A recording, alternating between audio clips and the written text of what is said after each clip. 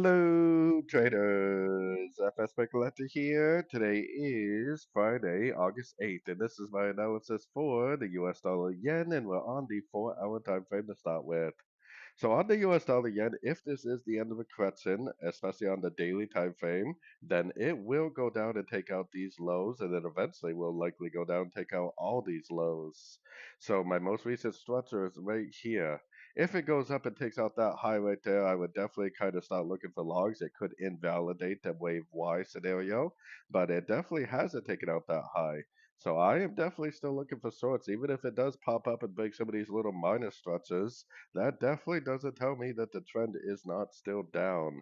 A break of this structure, because that's the last time we made a swing low, is the structure that would tell me to start looking for logs again. So going down to the 1 hour time frame, I mean, I personally would still be looking for shorts, even if it does pop up a little bit towards these highs. That's fine, as long as it doesn't break this high. I am definitely doing nothing but looking for shorts at the end of pullbacks. So anyways, don't forget to check out my website linked over here in the corner. And as always, thank you for watching and happy trading.